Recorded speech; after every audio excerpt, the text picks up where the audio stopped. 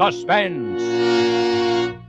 On the wine lists of America's most distinguished hotels and restaurants, the honored wine featured is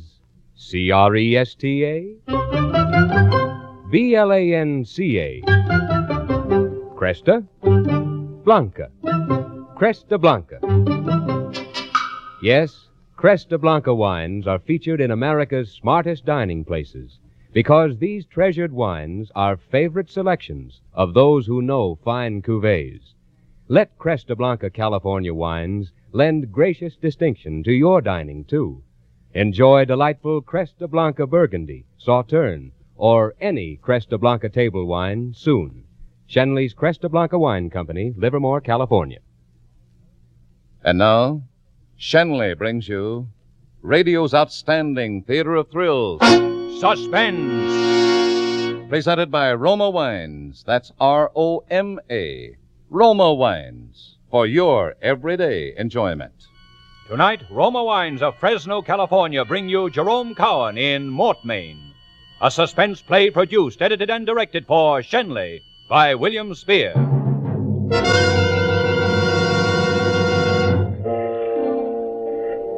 Sitting in a chair across the table from me was a dead man. His stiff, cold fingers still touched the shotgun he'd thought would safeguard his life.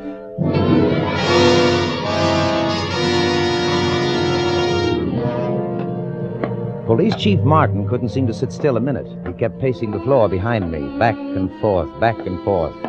We've been waiting a couple of hours already for the coroner to arrive and examine Screed's body.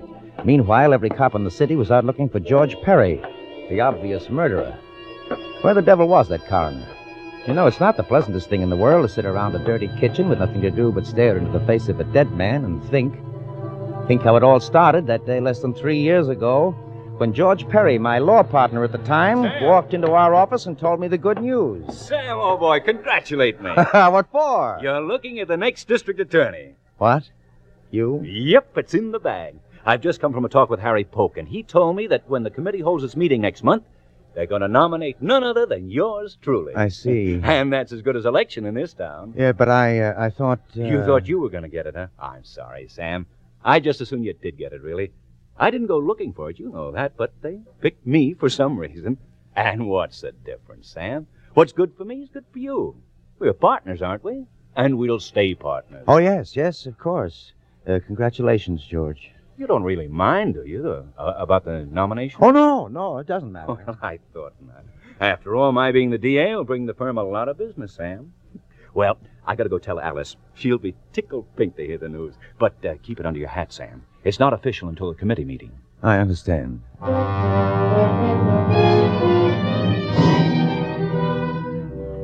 I watched George leave the office. George, the smiling and the debonair, the most popular lawyer in town. But it was my work that made him look good in court, my brain that brought him every easy success at the bar. And I hated him for having so easily gotten what I'd have given half my life for. He'd gotten himself engaged to Alice, the girl I wanted almost as much as I wanted to live. Now he'd taken the first step in a political career that could lead anywhere. I'd tried by fair means to get the same things and failed. Now I would try other means. I picked up my hat and walked out of the office. I went down to the waterfront to see a certain Mr. Screed.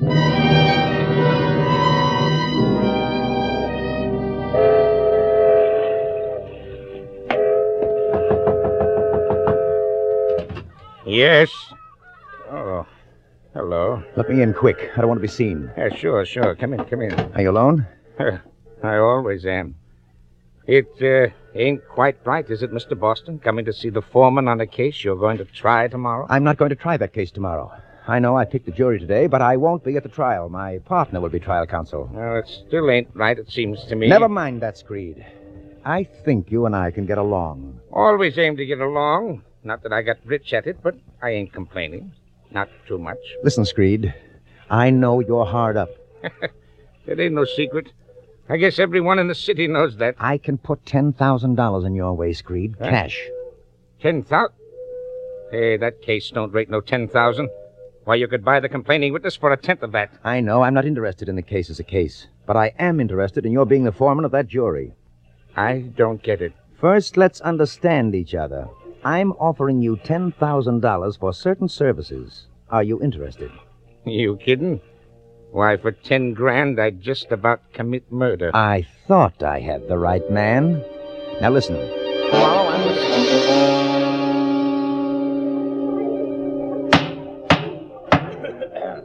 Hear ye, all persons having business before this honorable court of criminal sessions. Draw near and give your attention, ye shall be heard. First case on the calendar, People against Henry Barron. Both sides ready. Your Honor, please. There's been a substitution of counsel for the defendant. I will try this case in place of Mr. Boston, who was taken ill yesterday afternoon. Very well, Mr. Perry. The clerk will note your appearance. Is the Assistant District Attorney ready to proceed? Ready, Your Honor. Call your first witness. Just a minute, Judge. What is it, Mr. Screed? Before this case begins, I've got something to say. Does it pertain to this trial? You're not seeking to be excused from jury duty at this late hour, are you? Well, that depends, Your Honor. Maybe I'd better not serve on this jury. Why not? Because the defendant's attorney tried to bribe me last night. What? That's a lie. My partner would do no such thing. I ain't talking about your partner. I'm talking about you, George Perry. What? Come out of that jury box, Mr. Screed. Step up here. Clerk, swear him. You solemnly swear to tell the truth, the whole truth, nothing but the truth, so help you God? I do. You charge Mr. Perry with an attempted bribe, Mr. Screed? I do. Your Honor, I protest. This outrageous You charge... have your opportunity to defend yourself, Mr. Perry, in the proper place and at the proper time. Just now I'm interested in this charge. Mr. Screed, you understand you're under oath. I want your entire story. Well, there ain't much to tell. Last night about 10 o'clock, I was home having some coffee. I heard a knock at the door, and I go to answer it. It's Mr. Perry. He comes in and he tells me that his partner is sick and that he's taking over the case. I tell him maybe he oughtn't to be talking to me, but he winks at me and he says it'll be all right. So I let him talk just to see what's in the wind. I was never at his house. The man's lying. Quiet. Proceed, Mr. Screed. He tells me he's out to make a reputation for himself. And while this case is peanuts, still he wants to win it. He knows he can't unless he's got someone on the jury to cooperate. And he thinks maybe I'm his man. He offered me $200 to hold out for an acquittal. Did you take the money? Well, sure.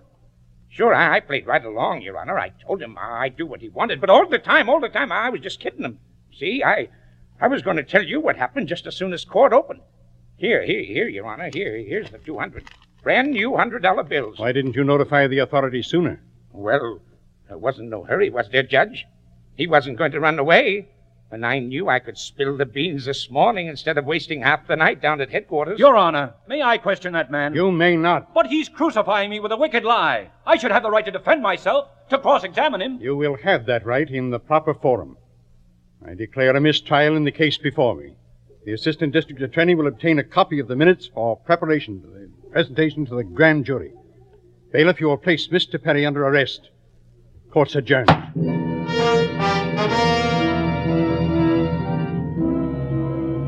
I showed the proper expected astonishment at the news.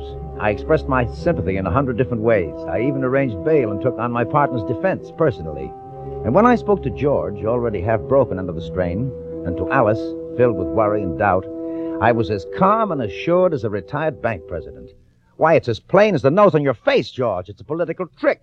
The opposition somehow heard about your being the next DA and were out to spike you before you even got started. But who did it? You leave that to me. I'll get him, whoever he is, and when I do, the case will fall apart. Sam, I don't know what we'd do without you. You've been like the Rock of Gibraltar to both of us. If we didn't have you to turn to... You leave everything to Sam, Alice. He'll get your George out of this jam and know the reason why. I know it, Sam. Darling, you see, everything will be all right. But we haven't gotten anywhere, Sam. Not a single clue to the man behind this. Something will turn up. We still have 3 weeks before the trial. Now, if you're innocent, George, you're not going to jail. If I'm innocent? There's no question of that in your mind, is there? Well, that doesn't really matter. You're going to beat this rap. Now, don't you worry. No, Sam, no, you can't believe it. You can't really think I tried to bribe him. You know me better than that, Sam. Sure, George, sure. I don't believe it. Now, I'm naturally going to give my full time to getting up your defense, and Alice can help me. Oh, Sam, I don't know how to thank you for standing by us. I'll never forget this. Never. Well, you'd do the same for me, wouldn't you? All right, now, you two, don't worry. You've got an awfully good lawyer, you know.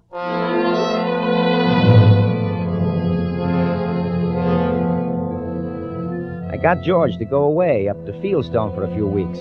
I spent a lot of time driving Alice around in search of non-existent witnesses. My zeal and devotion to George were unbounded. And if I failed to find any proof of his innocence, it hurt me as much as it did Alice.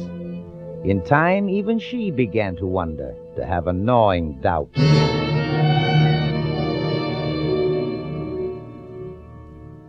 Doesn't look good, does it? No, not too good. Sam, what are we going to do? Oh, now don't you get to worrying, Alice. A smart lawyer can do a lot, even without witnesses. Don't forget, the law assumes that a man is innocent until he's proved to be guilty, beyond a reasonable doubt. Sam, I've never asked you this. I've always wanted to go on thinking that George was innocent. But I must know. Did he do it? Alice. Did he, Sam? You would know. No, Oh, if I did know, I wouldn't tell you. Why, Sam? Why should he have done a thing like that? It wasn't an important case. It didn't really matter if he lost it. Well, he'd just been offered the nomination for district attorney. Maybe that had something to do with it. Who knows? All I can say is I'll do my best to get him off. Sam, you've been just wonderful. I've never really known how wonderful you could be until this past month. You've worked so hard. You've been so understanding, so sympathetic. If it hadn't been for you, I couldn't have gone on. No matter how this turns out, I want you to know I'll always be grateful. Thanks, Alice. Well, tomorrow is our big day in court, and I want to be on my toes. For George and for you. Good night, dear.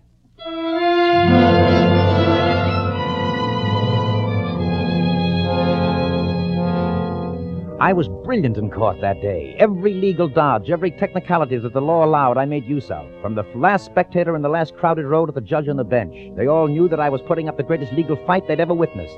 But I couldn't break the keystone of the prosecution, the testimony of Screed. No matter how much I went over his testimony, his story stood up, became stronger with every question I hammered home. And when I put George Perry on the stand in his own defense, he still had no alibi for the hours during which he was supposed to have visited Screed. His story that he'd been riding in his car seemed almost ridiculous. When the jury came in with its verdict, I knew very well what it would be. Gentlemen of the jury, have you agreed upon a verdict? We have, Your Honor. And how do you find? Guilty or not guilty? We find the defendant, George Perry, guilty as charged. No! I'm innocent! I'm innocent! Quiet, George. And so say you all? And so say we all. The clerk will record the verdict. George Perry, rise and face the bench. Your Honor, this is a grave miscarriage of justice. The court fully appreciates, Mr. Boston, your tireless energy and diligence on behalf of your partner and friend. However, George Perry, you have been found guilty of bribery of a judicial officer under Section 371 of the Penal Code, which defines a juror as a judicial officer. As provided by law, you are subject to imprisonment for not more than 10 years and fine of not more than $5,000. Because of your previous record of good conduct, I shall impose no fine and shall not subject you to the full term of imprisonment. But you are sentenced to serve 5 years in the state's prison. You're remanded to the custody of the warden of such prison at once.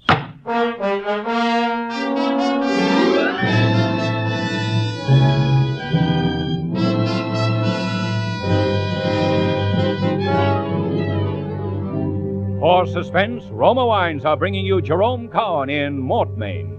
Roma Wines' presentation tonight in radio's outstanding theater of thrills, Suspense.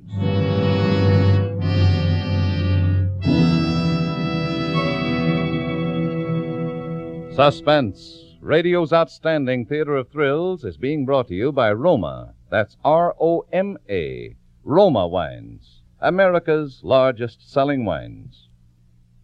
This last day of July is a warm reminder that after a hot day's work or play, the tasty refreshment of a tall, frosty Roma wine and soda is so cool to come home to. Yes, Roma wine and soda gives you quick, thirst-quenching pleasure on the hottest day. A cooling treat that your family and friends will cheer to the echo. To prepare, simply half-fill glasses with robust Roma California Burgundy, or delicate Roma Sauterne, or any Roma wine. Fill with ice and sparkling water, sweeten to taste. In less time than it takes to tell, you're enjoying America's smartest summer drink. For delicious, low-cost refreshment or entertainment, Enjoy Roma Wine and Soda, made with better tasting Roma wine, America's favorite wine. And now, Roma Wines bring back to our Hollywood soundstage Jerome Cowan as Sam Boston in Mortmain, a play well calculated to keep you in suspense.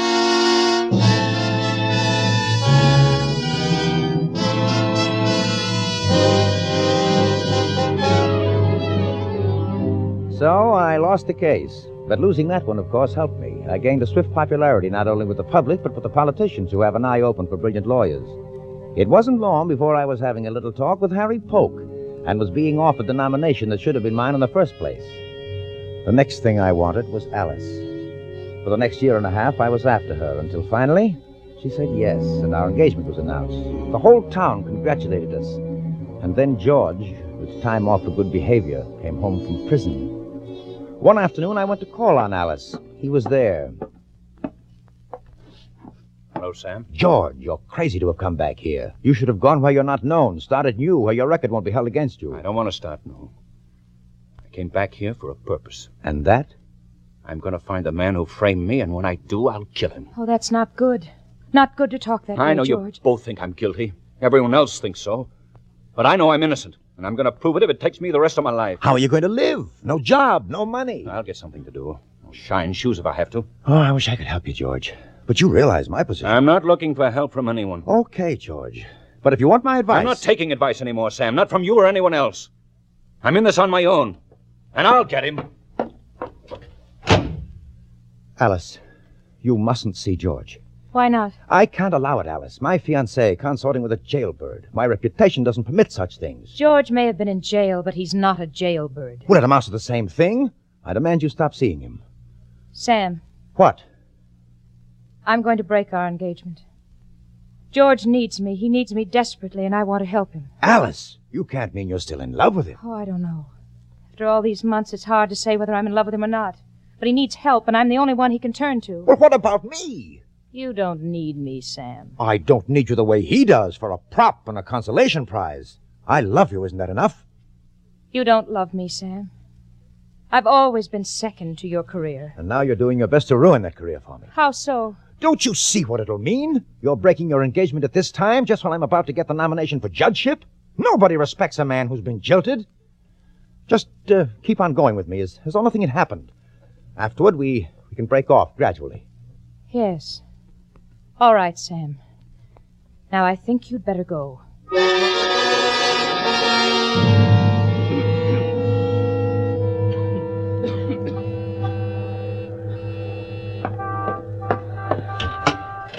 Evening, Mr. Prosecutor. Come in. All right, Screed, what is it? Can I talk? Ain't nobody going to hear me. No, the servants are off tonight. You can talk. He's been around to see me. George? Perry? Mm-hmm. He wants to know who was behind it. Well, naturally, you sent him about his business. Not quite.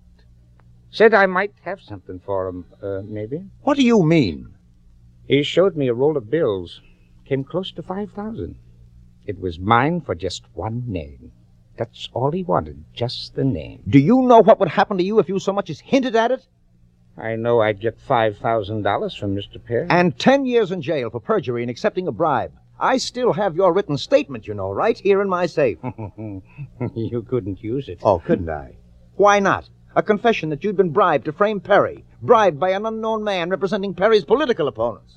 How would you explain your not using it before this? Oh, very easily, Mr. Screed. It just came into my possession. Came to me in the mail. I still don't think you'd use it. You see, I kind of figure you'd be dead before that. That Perry, he means business. Got it all figured out, haven't you? Mm-hmm. Yes, I reckon I'm sitting pretty. All right. How much? Well, now, I won't be a hog. Let's say another 10, huh? You can scrape that much together, I reckon. On one condition. Oh, yeah? What's that? That you go away and never come back. Oh, I like it here. Then it's no deal. Okay, I can still get that 5,000. Wait. I know I'm a fool to give it to you, but there's nothing else I can do. When do you have your appointment with Perry? I don't have one. I told him I'd get in touch with him. I'll have the money for you tomorrow night. Don't come here. I'll bring it to your house. Don't try any cute tricks. I'll see you tomorrow night, okay? Okay. Good night, Mr. Prosecutor.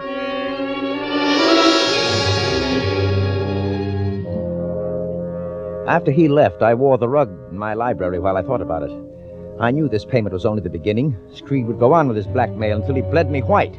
Something had to happen. And it did. I've got to talk to you. George, sure. Come in. Well, what's on your mind? Two things. Alice, and the man who framed me. Yes? I know how it is with you and Alice, Sam. She told me you let her out of her engagement after the election. What else could I do? Well, it was decent of you not to put up a fuss. Well, where would that get me? But what about the man you say framed you? Do you have anything on that? Well, I've been putting the pressure on Screed. I think he'll talk. But I need $5,000 to pay him.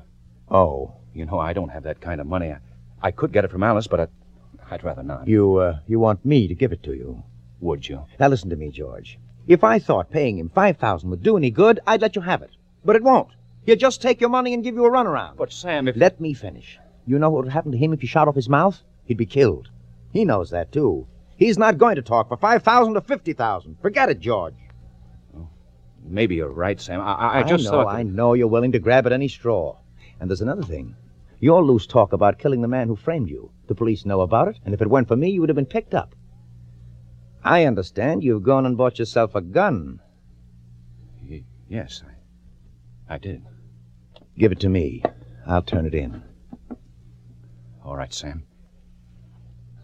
Here it is. Just put it on the desk. Now, you follow my advice. Get out of town. Leave as soon as you can. Oh, I've been a fool. Sam, someone promised me a job out in the coast.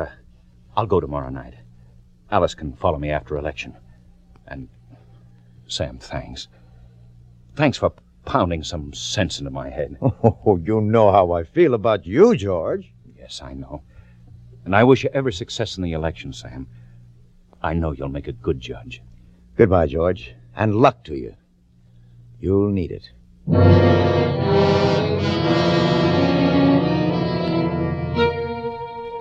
It was shortly after 10 the following night that I drove out to Screed's with George's gun wrapped in a handkerchief in my pocket. I parked the car a short way down the road and walked quietly toward the house. I looked in at the kitchen window and saw Screed sitting at the table. His chin was on his chest. He was breathing slowly and regularly through his sleep. He was prepared for me, waiting with a shotgun in his hands. But I wouldn't ring the doorbell to wake him. Oh, no. I quietly opened the kitchen door, tiptoed across the floor, and placed George's gun, which I held in my handkerchief, against the back of Screed's head.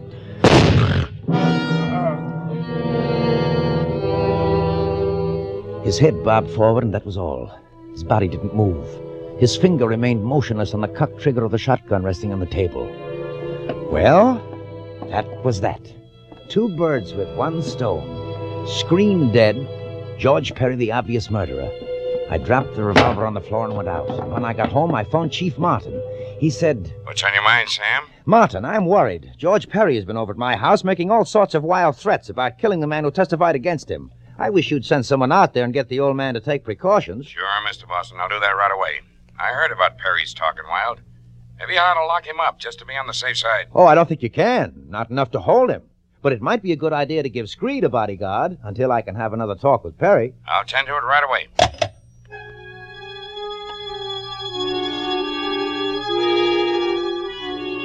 And then I went to bed. I didn't have very long to wait.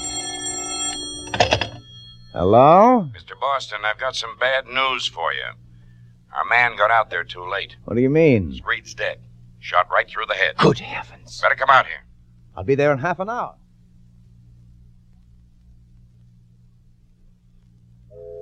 Perry sneaked up on him and shot him. Screed must have been tipped off that Perry was out to get him. Sat up waiting with the shotgun. Have you found Perry yet? No, I have a dragnet out for him, though. He won't get away. I'm having the gun traced and examined for prints. We'll have the report pretty soon. When is the coroner coming? In a couple of hours, he's tied up. But you don't have to wait. I may as well while I'm here.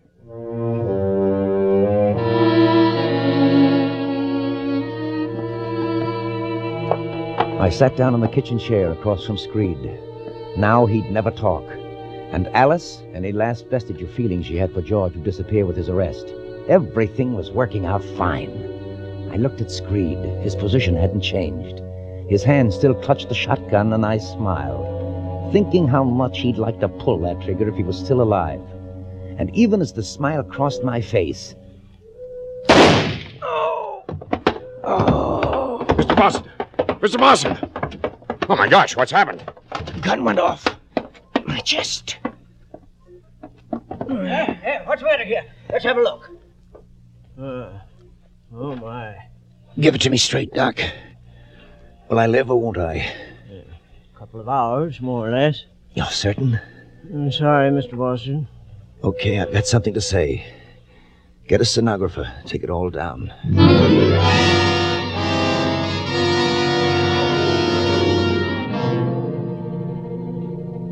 All right, Boston, we got it all.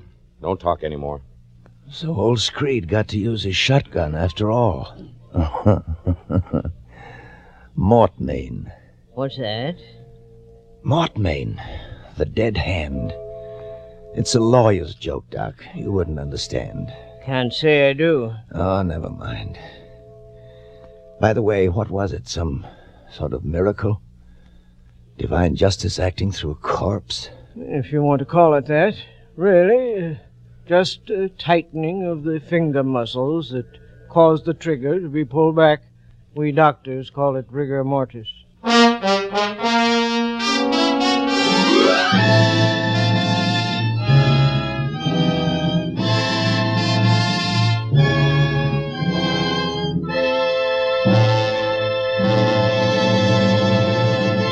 Suspense! Mortmain, starring Jerome Cowan and presented by Roma Wines. That's R-O-M-A, Roma, California Wines. Selected from the world's greatest reserves of fine wines for your pleasure. If you were to see how Roma wines are grown, you would readily understand why Roma is America's favorite wine. First, you would see how Roma selects and presses the choicest California grapes. Then, how these finer natural juices are guided unhurriedly with ancient skills and America's greatest winemaking resources to peak taste richness. Finally, you'd see these Roma wines placed with mellow Roma wines of years before to await later selection for your pleasure. Only a few can see how Roma creates better tasting wines, but everyone can enjoy this better taste.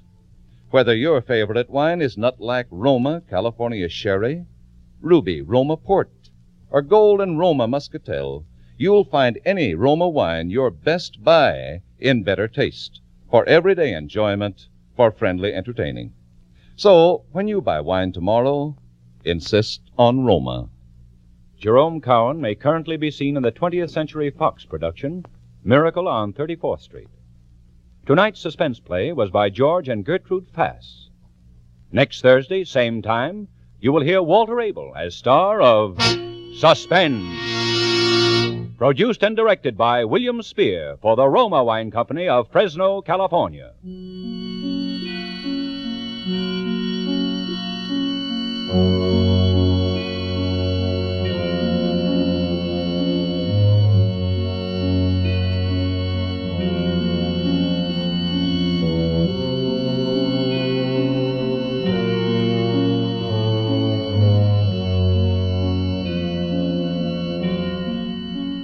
In the coming weeks, Suspense will present such stars as Donald O'Connor, John Lund, Edmund O'Brien, Lloyd Nolan, and others. Make it a point to listen each Thursday to Suspense, radio's outstanding theater of thrills.